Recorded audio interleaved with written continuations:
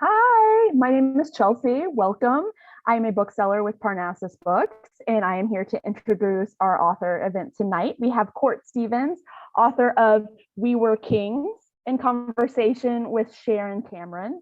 If you have questions for the authors, please put those in the comments below. If you would like to buy a book, there will be a link to buy books in the bottom in the comments below as well. Court is still personalizing books, so if you would like your book personalized to you or someone else, please make sure you put that in the order comments at the checkout page and we will get your books personalized for you. So I know you're not here to hear me talk, so let me turn it over to Court and Sharon. Oh, hey, there we are together. Hi, Court. Love it. Hey, buddy. I love it too. I love it too. So for anybody who doesn't know, and I guess if you know us, you would know, but if you don't, you wouldn't. Court and I go way back, like way back to the very, very beginnings of our writing journeys. And, I think when I think back about those times, Court, about like one of the very first times I met you when I was helping run an SCBWI conference and you were there volunteering and I was too short to speak into the microphone podium because when I would have the speaker in it, it kept feeding back. And you brought me a towel to stand on. And I knew in the moment that this was a person that I needed to know. And if we could have fast forwarded right at those early moments to now, it would just wow. I don't know if we would have really believed it. So what an honor and a privilege to be here talking with you. Oh, I was thinking, are you going to tell them about how many Pop-Tarts and Diet Cokes I've had at your kitchen table? Or the night I spent the guest room? Or it was Boyland at the time. Boyland at the time. You lived in my Boyland. That's right. Exactly. Like any number of there's like cookie recipes and we just go way back. I am pretty sure that I have some very old early manuscripts, that could probably haunt you living in a computer somewhere.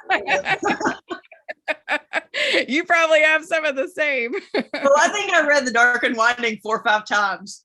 Maybe more than that.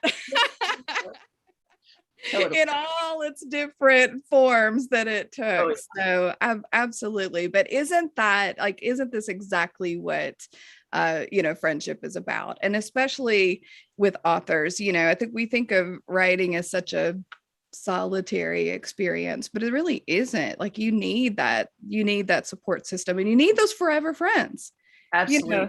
You do. Court is somebody that I could yeah, I could not see you for 5 years and walk in and we would pick right up, where we left off because we would ever say that out loud. It's like inviting COVID to pull us apart for longer. No. Okay, I wasn't speaking that into the universe. Oh, right. I was not doing that. So anyway, so excited to be talking to you about your new book. Congratulations. Thank you so much. It's an honor. Yeah, it is. It is for me too. And I loved it. I loved reading about it. So why don't you talk? You decide what you want to say first and then we'll go from there. Okay. Well, all right. Before we talk books, and that sounds so funny since we're definitely here to talk books. But like I ran across this Simon Sinek quote years and years ago. Like somebody told me, like, you have to watch the TED Talk of Simon Sinek, Start with Why. I watched it once and then I turned around and watched it like 50 times and I still go back to it. And there's this quote in it and it just says more times than The Dark and Winding. More times than The Dark and Winding. Okay, so got it. Yeah. Not that I'm not forsaking The Dark and Winding at all, but he just says that like, people don't buy like what you make, they buy why you made it. And I just thought that's pretty profound. And as you're going into your career, you are asking yourself which pieces of you are going to be for sale. And and publishing will ask you that too. Like how much of your personal story can you sell or not sell? and you kind of just have to answer questions in advance. Like I remember Ruta telling me early that like decide what belongs to you and what belongs to everyone. And I just thought that was such a great piece of advice. And, you know, and I found myself like every new book, you know, you're going to have your like shop talk. You're like, oh, when I'm out, I've got to know how to talk about this book. And as I sat down to reflect on that, I went back to that Simon Sinek talk and I was like, I wish I knew why. I want to be able to articulate why I do what I do, like why I write. And I thought it would just kind of be a paragraph, but it ended up being a little bit more than that. And so I made myself a promise at the beginning of this, that as I did events, that I would share this little piece of writing, because if so many people are never going to buy my book, but they might need to hear some piece of this. And so I'm going to read it, and I'm sorry, I wish I had it memorized, but I don't. But this is why I write. I don't write to be famous. I'd rather not be canceled or judged. I don't write to be heard. I'm not sure your story needs to hear my story. I don't write to be quoted. I don't care if I'm ever a meme. I don't write to make money. I would do it all for free, but you should not tell my publisher that. I don't write to master language. I'm a novice of words. I don't write to be envied. I'm actually terrified of becoming an arrogant asshole. I don't write to be remembered. I know people, including me, will forget. I don't write because I always wanted to be a writer. Actually, I always wanted to be in a think tank or in the FBI. I don't write to please my parents or friends, because most of the time they'll love the book regardless of the quality. I don't even write because I have to write. I write for a chance to understand heroes and villains, and to understand where courage comes from. I write toward entertainment and satisfaction, to make something surprising and delightful. I write because people wrote, and I benefited from the ability to escape into a book. I write because creating something hopeful feels like it balances out a little bit of the destruction in the world. I write to wrestle with my own happy and painful memories. I write because I know it's harder to be lonely next to someone you're supposed to love than it is to actually be alone. I write because the mirror of words helps me understand past, present, and future me more accurately. I write because I've lived through things that made me want to die, and I've died through things that have made me long to live. I write because I understand why bad things happen to good people, but I don't understand why good things happen to bad people. I write for the challenge of making something exceptional, with my one heart and two hands. I write to be a better human. I write to be closer to God. I write because I want to matter. And I've always wanted to matter. And there's a million ways to matter. You don't have to write to do that. But I use my words to meet you. And that you is whoever's listening today or tomorrow or the next time that I stand up in front of people. I use words not to tell my story, but for the honor of listening to yours.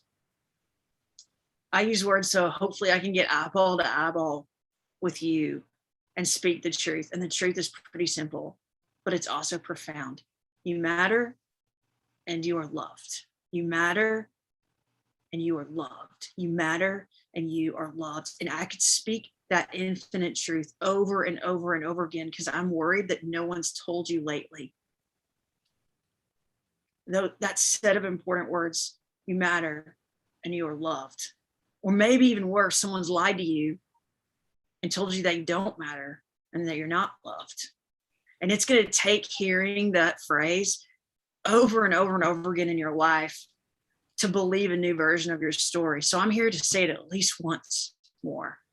You are loved and you matter. And I use words because that's my calling. I always like to end this with saying, what's yours? And if I can help, I'd love to. So yeah, that's my. Cora, I brought a tissue because I had a feeling that you were going to do that to me. I had one ready to go. I don't think I have ever heard such a good description of why I would like to be a writer, actually, and why it is a privilege, to be a writer. And I feel like I've thought a lot actually this past year about some of those exact things you were saying, which is really funny because we did not talk about this ahead of time. In fact, we're winging this entire conversation really. And you are speaking to some things that have really, really been on my heart as well. Through the producing the last book that I wrote and as I'm, moving forward. And it is so much not about, what story, what your story, brings to you materialistically or physically. It is about the power of story, I think, sits in what you learn yourself from your own writing. And then I always talk about this magical process, of something that is inside me goes out. And sometimes that helps somebody else, and sometimes it is really about that power of story and putting that out into the world and letting it do, what it can do. I don't think I've ever heard it said better.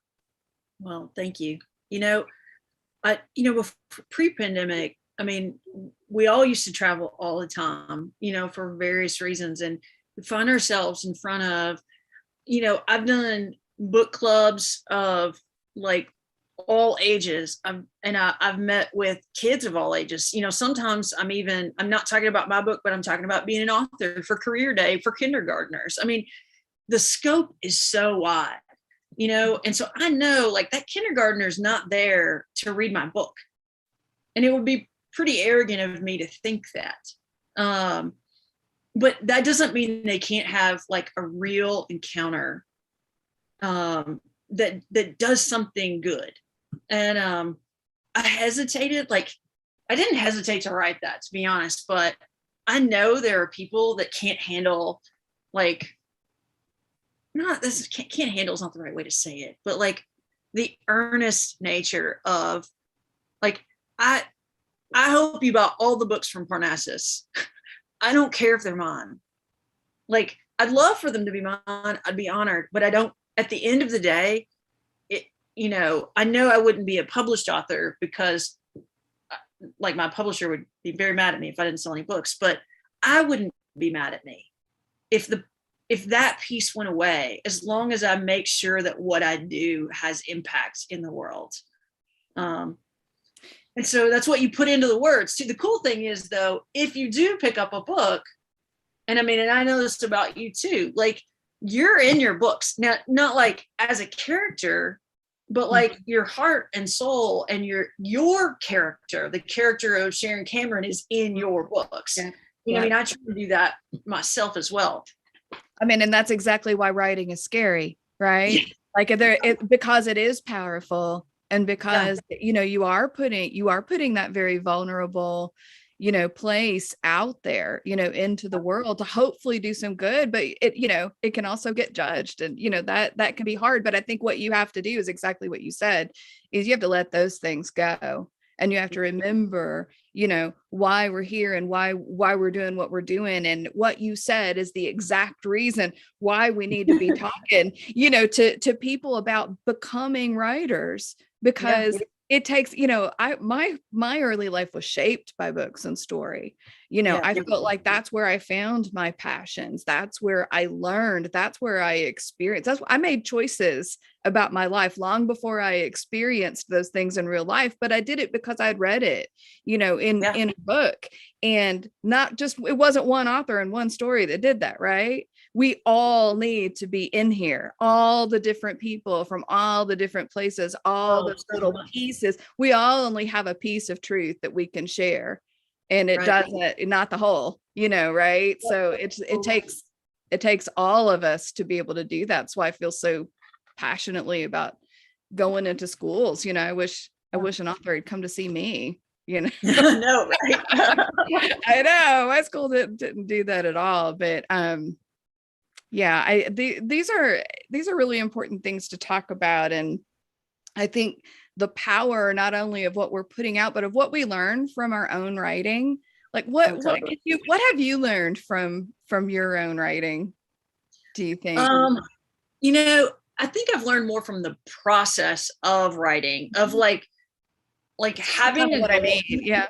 You know, like how to work when no one's watching. I think I mean, and I think I learned that in sports as well, and I really appreciate that factor. But like, you know, I think people just kind of have it in their head that like, oh, it's just magic and it flows out of you, and is it, you know, one draft or easy, or, and I'm like, it probably is for some people, but that is not my story. Like there is a laboring, like 99% of everything I do has a labor involved to it. Now it's a labor I love.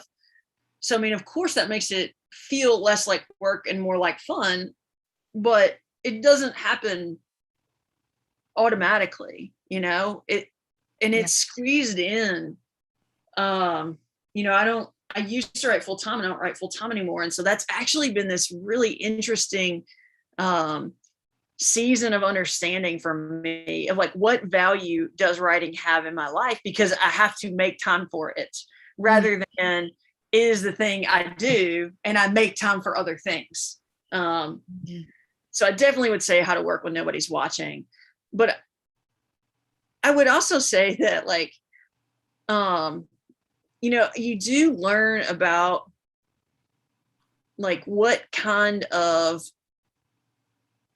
opposites of yourself that you can put into fiction as well. And that sounds funny, I guess, but you know, you don't want to create the same character over and over and over again. And so you kind of have to figure out how to lock into another version that's not you. And I am terrible at that. Like, and I so don't know if I agree that you're terrible at that, but well, let's move on. Well, I mean, I agree with you. The other day, Carla asked me, are you ever gonna write a main character that's not a Gryffindor? And I was like, no. Just points out, no, probably not. Like, I can't help it. But like, and I do try and figure out like, how do I write a Hufflepuff and how do I write a Slytherin? And I have trouble writing a Slytherin. You know, even though like I love Slytherin characters on screen and I love them in print, and I'm so amazed by people that know how to do it, but I have trouble tapping into that. And so I think it probably says something about me in my real life that when I sit down to bring that kind of attention to a character, I have trouble looking at it face to face. What about you? Yeah, well, I was just gonna say, like, I don't think I've really shared this with you, but when I was writing Bluebird, I don't know when you were writing We Were Kings, but I was writing Bluebird during the summer of 2020. That's when a big portion of the writing went down. Yeah, the year of, you know, what I think of in my head is like the sunless summer. You know, everything was going wrong, right? I mean, it was just the world. It felt like the world, you know, was upending, and you know, we had elections and we had George Floyd and we had, you know, just lockdown, and you know, people we knew had died, and our schedules like changed. It was just, life really upended and changed, and it felt really dark. You know, it was a very dark time. And I think for like a little while, maybe I kind of lost my mind a little bit, because I had done, this was coming out of 3 solid years of research into Nazis and what they got up to. And it was soul. I mean, really, really dark, you know, dark stuff in the soul. And so I guess this is an example of maybe what I feel like I learned, you know, from my own writing is I was having a hard time getting that book out, like a really hard time getting it out. I felt so bottled up, and that stress, you know, really puts a cork in creativity, puts a cork in everything. And I kind of looked down at my own words, and I was like, okay, I am plumbing the depths of what people can do to one another. but I'm also writing about the very opposite. I'm also writing about the heroes. I'm writing about, the heights that we can also reach. And, ultimately I was writing about people who practiced unconditional love at a time that was, really not what everybody else was doing. And I was like, wow, there's a balance here.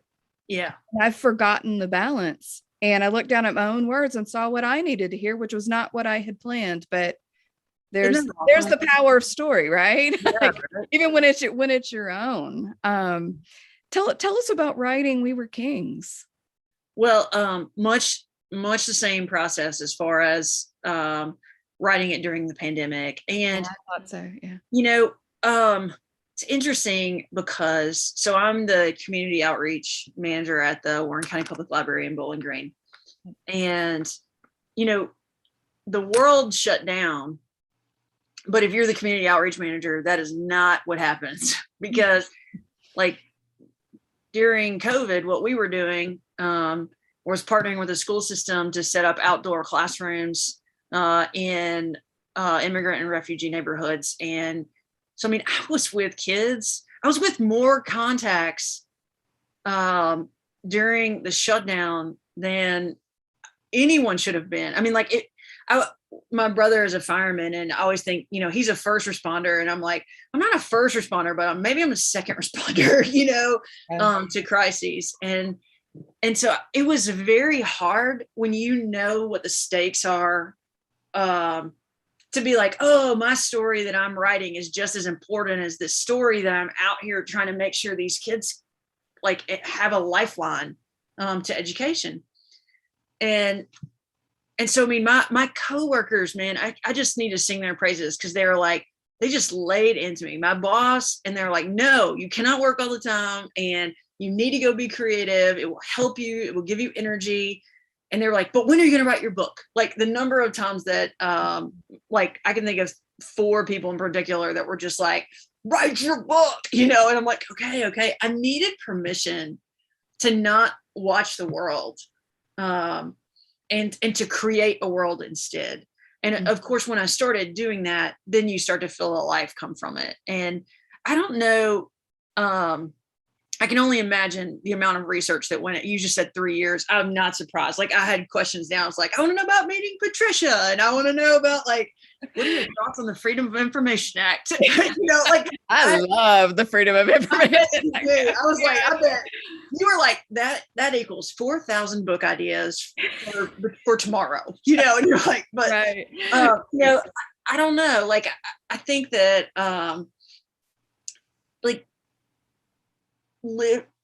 finding the time to not just draft, but then to edit. You put in 3 years of research, and I'm like, I always lay down a draft.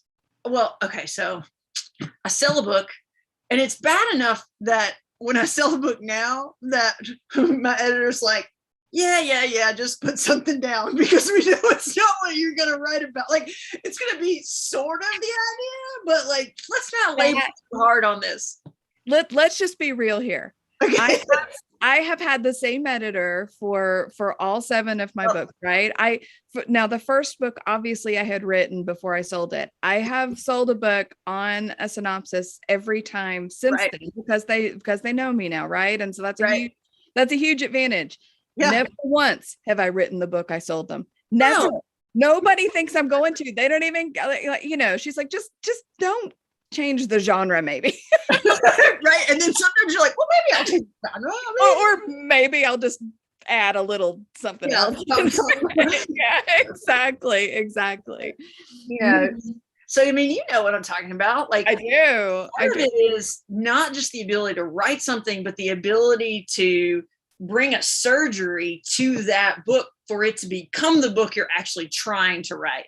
Like, that first gut level draft of mine it's usually terrible. And it's usually not the story. And so I have this whole series of questions and Postit notes and ways that I go about doing book surgery to actually get to a story. And I think that's really where, the writing happens. Honestly, Yeah. everybody's first drafts are crap, right? And I think that's what new writers a lot of times don't realize, that you're guessing that, it's like you birthed an adult fully formed or something. That doesn't happen. They're a little wrinkly, thing that needs to grow and learn to do things. And it's not there. It's precious, but not there yet, right? So it's that really is what it's like, when you create that. And so once you do that, though, once you get from beginning to end and you finish that, wrinkly draft with all of its lovely potential that's not there yet, then it's time to go in and do the work. Just like it's like you have to parent the thing, like I actually brought my I have a notebook for like every project. So like this is the one for June Boys, and this is the one for We Were Kings. And I don't know, like when I say Post-it notes, like I'm not. You are the queen of the Post-it. They were like laying down at one point, but oh wait, it's kind of. Yeah, I can see them. I can see them. And like I date them. I'm like, these are the Post-it notes from the estate. This is when I was doing this revision. But like I write everything down. And I even journal how I feel about my writing as I'm writing the plot. I don't really go back to it all that often, but I have found that it's kind of interesting information to mine, like from the 5-year view or for the 10-year view, looking back, because you're like, man. But I mean, I guess I would say one tip that I've learned, and I've shared it with a few people, because I think it's probably the best thing that's ever helped me edit a story. I write the draft, it's terrible.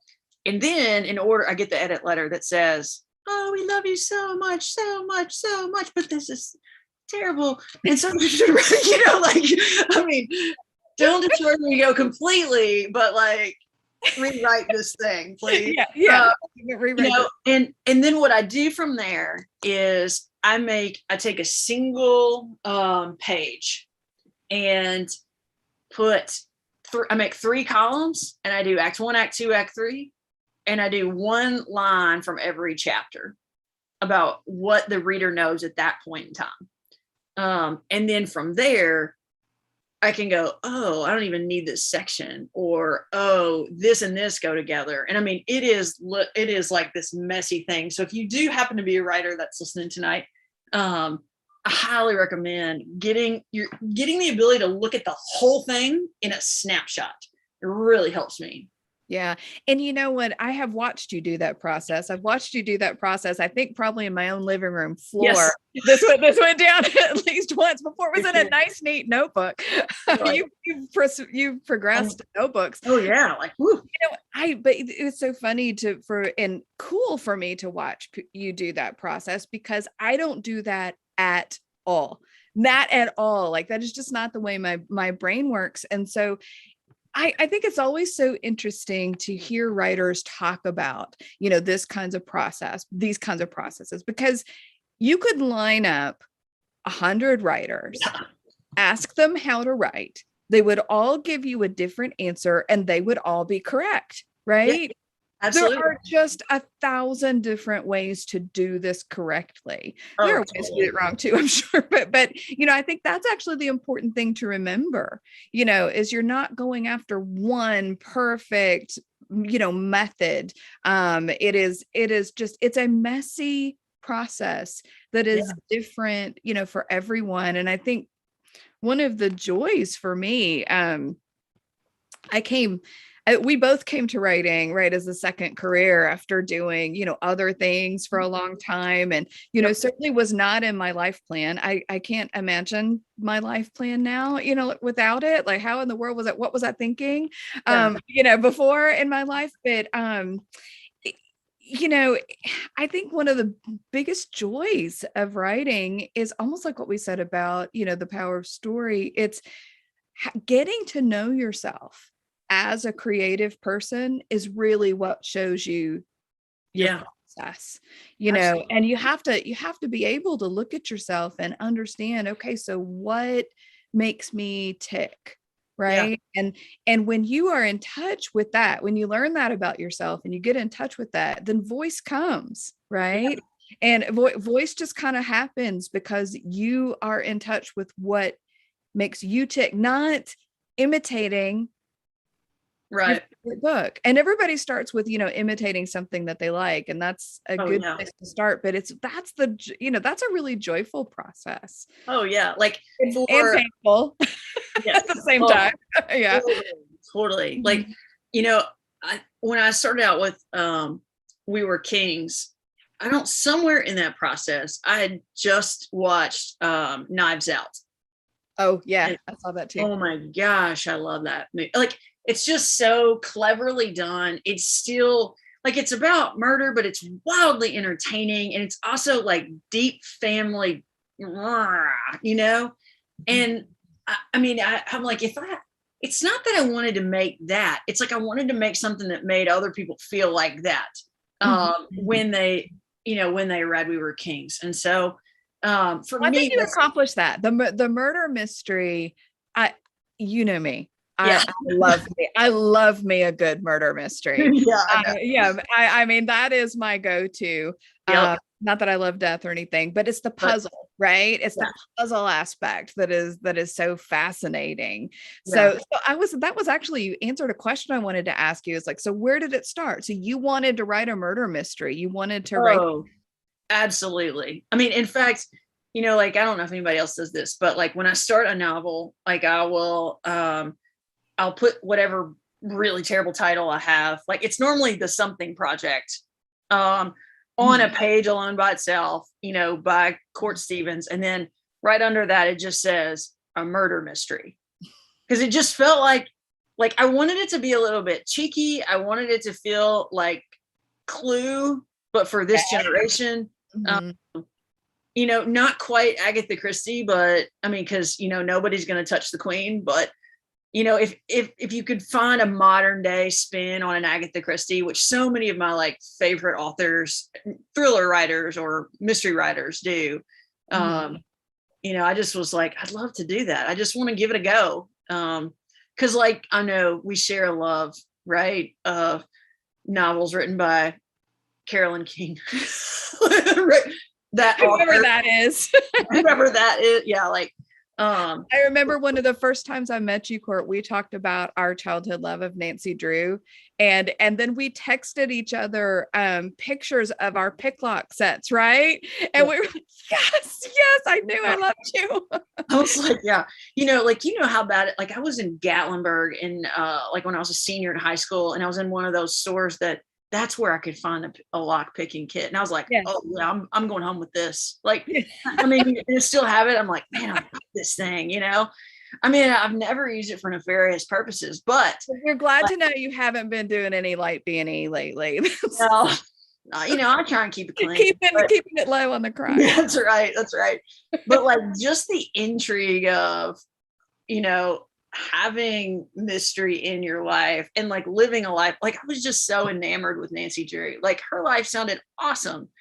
I'm not as good a citizen as Nancy Drew. Nancy Drew is an excellent citizen. Yes. I'm not sure I can get to her level on that, but I did love somebody who was going out there and going places, and solving the puzzles. I wanted to be that person. So here's a question for you. Okay. Your protagonist in We Were Kings is, a girl who needs to solve a mystery, right? She doesn't start out knowing she needs to solve a mystery, but it becomes very quickly that she needs to know who murdered this person. I don't want to give stuff away you don't want to give away, so I'm being careful. I know. I was like, I don't know how to talk about this book. There's so many twists. She needs to know. So here's what I want to know. You said that your characters are often, very like you. Yeah. And Gryffindor. Do you think if you found yourself in the middle of this murder mystery in Kentucky, if this happened to you, would you react the same way she did, or what would you do different? That's a really good question. I think I would. I mean, the other at my library event the other night, Carla asked me a question. She said, "Is the sequel to this book called Nyla Sees a Therapist?" Like, I mean, just like all these things happen, and they're deep family things that like normally there'd be lots of trauma about. Like as you figure out these lies and unwinding things. She didn't see a therapist after that last scene. That's all I'm saying. Yeah. I mean, so yeah, probably sequel is Nyla Sees a Therapist. I mean, which sounds really boring. But so promise not to write it. But okay. But yeah, I probably would, because I find myself, it takes a whole lot for me not to be incredibly loyal to someone, even when I shouldn't be. Which is definitely one of the natures that you see in this novel. Like, you know, kind of the setup, if you're not familiar at all with it, and I know you are, Sharon, but in case there's people listening, there might be somebody out there. I know, right? Maybe we have 2 questions. So yes. Okay. And I'm gonna assume that Annabelle and Ron are watching. So hi Mom, hi Dad. But you know, I just think that like it starts with the main character's mom is best friends with someone on death row.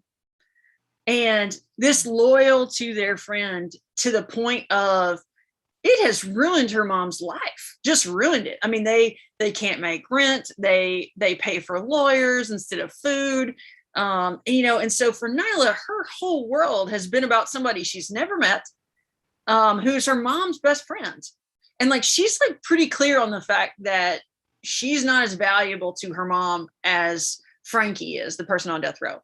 And you're like, wow, why does a murderer get to stand in that space that should kind of belong to me, you know? And, you know, I'm lucky enough that I have a best friend who I've, you know, done life with my entire adult life. And like, I guarantee you, if she killed someone, I probably would do the same thing.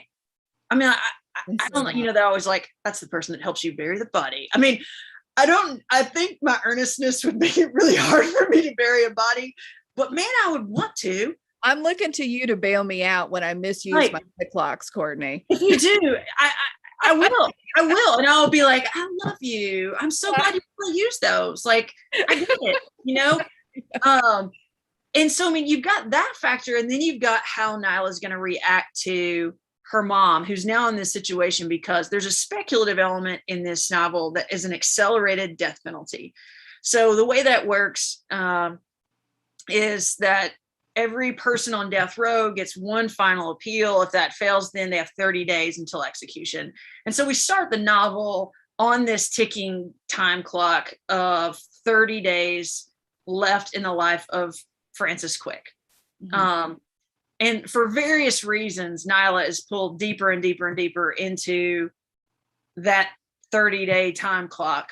But more importantly, like, what happened 20 years ago? Like, did she kill her or not? She has to solve this murder, and it's 20 years old. So in order to do it, she kind of has to stay loyal to her mom in some ways, you know, because her mom was involved back then. And she's like, how much was my mom involved? You know, and some of the tenderest moments for me, which I find to be very true, are like the mom and Nyla are crashing in the same place. Like, so they sleep in the same bed, like a hotel. And like, they can be just spitting angry with each other, but then their instinct in the middle of the night is to like snuggle, like her mom will turn over and be like, I love you. Like, that's the love is the default. That loyalty remains even when they're spitting mad and angry and not really even sure if they're trustworthy because they've lied. And like, that loyalty is something that I think that I try and let belong to me. And it's probably one of my greatest strengths and probably one of my greatest weaknesses. So I loved exploring that in the midst of family. And so I think I would respond just like Nyla. I would be like, I'm pissed off at you and now snuggle. You know, like, That's probably my. Okay.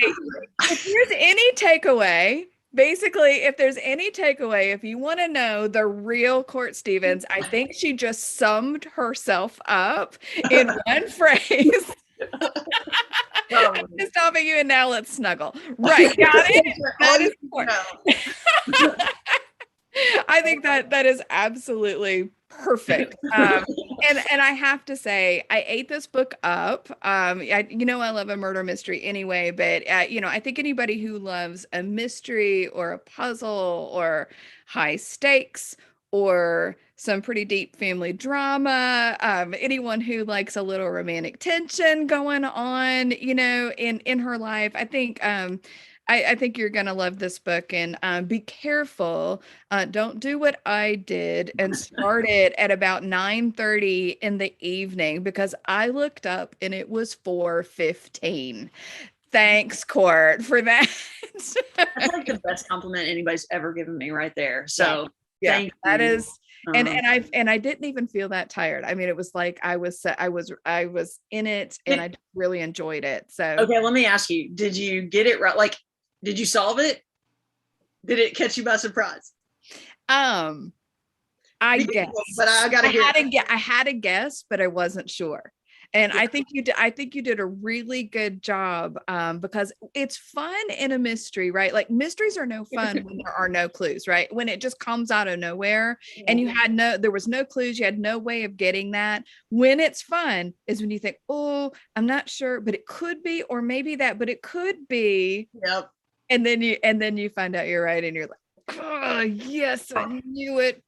Yeah, all the clues are there. I'll say that. Pick it up, try and figure it out. I loved your clues. I loved your clues. They were there. Write them down as you go along. See if you can figure it out. So we should probably answer like at least one of these questions. So absolutely. Yeah, since we've been talking and ignoring them. Favorite book you've ever read? Oh my gosh. That's a hard one, isn't it? I know, right? So I almost always have to go with I'm the Messenger, which almost everybody's heard me say, if you've heard me at all, because I love Marcus Zuzak so much. I just love that book. And I love Bridget Clay as well, the follow-up, not the sequel, but book after. But like books I've been like enjoying, or authors I've been enjoying lately. I've really liked pretty much everything Ruth Ware has done. I like Lucy Foley a whole lot. I love Leon Moriarty, which, I mean, I've been there from like since the beginning, like before the HBO shows. Like I read it when Big Little Lies when it first came out. Celeste Ng, I think, like there's an elegance to the way, like she writes a novel that is a mystery. And I wish I knew how to do that too. Courtney, you know how to do that. But anyways, I love those. What about you? Oh, okay. So let's see. It's really hard to say like what's my favorite book I've ever read, but I can tell you some of my favorite murder mysteries. What if I tell you that? So my very favorite murder mystery of all time, I'm going to throw old school. Imagine that. Imagine that, is Rebecca by Daphne du Maurier. The best murder mystery, psychological drama, the most beautiful lyrical writing. I don't love everything Daphne du Maurier did, but that one is just up there, a favorite of all time. And man, you won't see it coming, so just what a good mystery that's masterfully done. Always my standard to go to. But I read now one of the series murder mysteries, or really mystery series, not there's usually a murder or two, but the mystery series that I really love, that I've been reading lately is the Mary Russell Sherlock Holmes series by Laurie R. King. I really love those. Starts with The Beekeeper's Apprentice. She's written just a cajillion of these at this point, and I guess I'm just in for the long haul. I'm just gonna read them all every time they come out. I'm gonna read.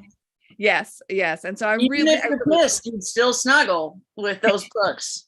That's right. I know. That is exactly right. I think you're right. You've got it. Well, okay, so I know it's 7:15. I know that you have places to go. So I think I have to go to class. I'm willing to go a few. If anybody else has any other questions, I can go a little bit longer because I feel like my classmates can wait a little bit. But oh, good. Okay, good. Yeah. Well, I love hearing that. Oh my gosh. Right? But yeah, so the other question that I saw up here that was like actually from the beginning is, when did you know that you were going to be a writer? And that's, I think for the two of us, that's actually an interesting question, because you might have to define the word writer. Yeah, totally. I mean, we were always writing secretly in the shadow, like in the shadows. I totally did it in the shadows. You like made up the shadows and then got in there. I sure did. Yeah. Well, was there a moment when you were like, okay, now I'm a writer? And is that different than being an author? Right. That's a great, I don't know. Well, you know what? I'll back that up. I'll say, like, I'll tell you what one of my favorite moments is, since I already told you that, like how much I love I'm the Messenger. And when I say I love I'm the Messenger, I'm like, I have a tattoo from it. I've read it like 37 or 38 times. I kind of return to it every year because I just love those characters so much. It feels like your Lord of the Rings. Lord of the Rings. Yeah. Is like that for me, right? Yeah. Yeah. You know, and so I had a moment when Dress Codes for Small Towns came out that I worked at Parnassus, which best place ever, by the way. I love them so much. And I, you know, I had this season where I got to sell books, children's books especially. And, you know, speaking of, if you haven't bought Hug Machine recently, I feel like I would be remiss not to say it's my favorite picture book of all time. Go out there and buy it. You can buy it before you buy mine. That's not even Marcus Zuzak's book. I just love it so much. But he came to the store.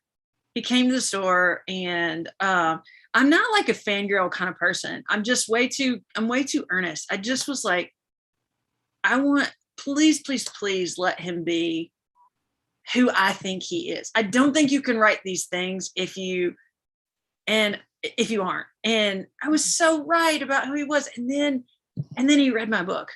And he messaged me on Instagram. And if there's ever been a moment when I was like, I guess I am a writer, it was probably when your hero reads your book, and like sends you a quote from it and a phrase from it that he loved. And I was like, I wrote that for you. Like, I flat out wrote it thinking about you. I was like, you know what he would say right here? And I had to fight my editor for it. And she was like, no, this isn't really, I mean, this, you know, I don't even know what this means. I was like, I know what it means.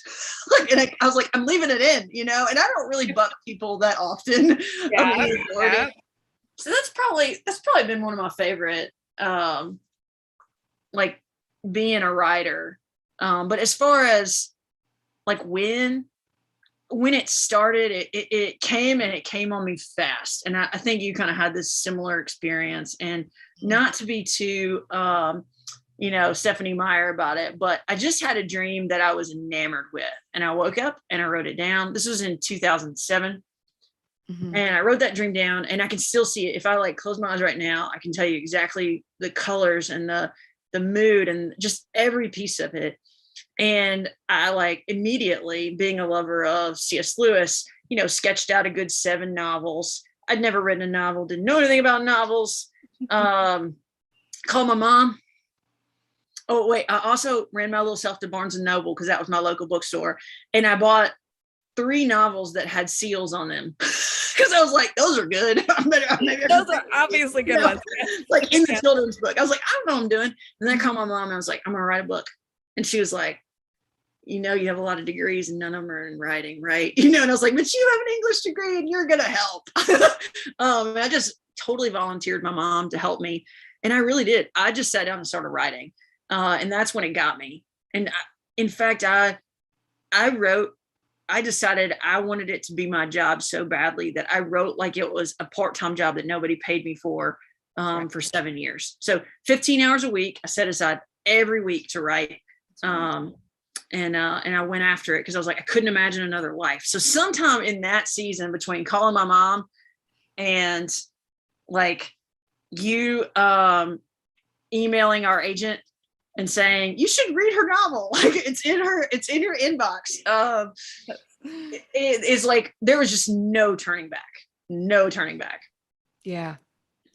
I think it's really interesting to hear you say that, because I think a lot of times when, and I'm sure you've had this happen to you too, when you talk to people who are just dipping their toes, into writing and just starting, that process, it feels like publication is the milestone, like that's the goal. And when you get published, then you're going to know all the things, and that will be the moment, and that will be when you have arrived. And it's like, wow, that contract does not actually rain knowledge down your head. Like you're actually the same person you were the week before that did not have a contract, who was trying to figure out what they're doing. And so, like, I think it's good to realize that the milestones are actually different, and sometimes those early milestones before publication, we don't recognize them at the time. Totally. We don't recognize that actually that's a milestone of success.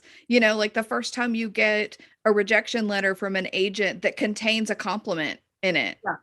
Milestone. The person who told me, oh, that tells me you're close. Like I would call and be like, I got a rejection from this person. And you'd be like, oh, you're close. Did you hear that rejection? Like, I was like, oh.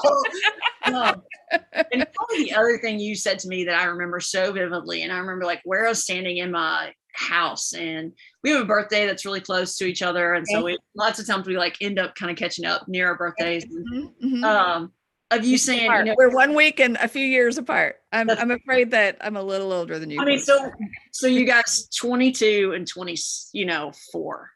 Got it. That's what we are now, but some years. No, but you would look at you said to me on the phone, Court, it's not a matter of if, it's a matter of when. And and that just meant so much to me. And I hope that for everybody out there tonight, that maybe something we've said, I hope it means something to you. If you're on that journey too, we hear you and we see you. And it's like Sharon said earlier, we need the market's not full. Yep. And I used to for years say, if you want to be a writer, like go into your favorite bookstore and make a space on the shelf for your book and take a picture. And you can just let yourself imagine somebody just bought the last copy. How cool is that, to hold on to that positivity. And I did that, and I did it at Parnassus. And I know Sharon and I are both just eternally grateful to Karen and to Anne and to all the Rayanne and Chelsea, all the people we worked with, RJ, just so many people over the years that have been amazing to us. Shout out to Nikki and to Ginger. And that first generation of folks, even Mary Grace, she's here in Bowling Green. And I still get to see her. How cool is that? We love you guys. And I hope that you find a way to patronize that independent store or your independent store. If you have one close by, keep them open. It means they really are the backbone. They really are the backbone of that support community that makes this solitary practice work. It really does make it work. And it is you can't even begin to say how important that is and what it means. Absolutely. And so if anybody needs something personalized, I won't personalize like other people's books, but if I need to, I can. But no, we would be delighted to make sure that you get the kinds of copies that you would get if this event had been in person tonight. Yeah. And so if you order by the end of the week, we'll make sure they get personalized and sent to you. That's not to say that if you wanted something personalized later that your opportunity has gone away. But I know there's going to be a first round of books that we send out at the end of the weekend. And after that, though, Sharon and I are both blessed to live close enough that we can kind of dart in and get things done if we need to. So please always feel free. to ask us for those kinds of things, or ask the store for personalizations from us. So I think we're delighted and honored to do that for you. Absolutely. Absolutely. Well, Court, thanks so much Thank for you. including me in your life. Oh, I'm so excited. It makes me so thrilled. And, and it just feels like such a full circle.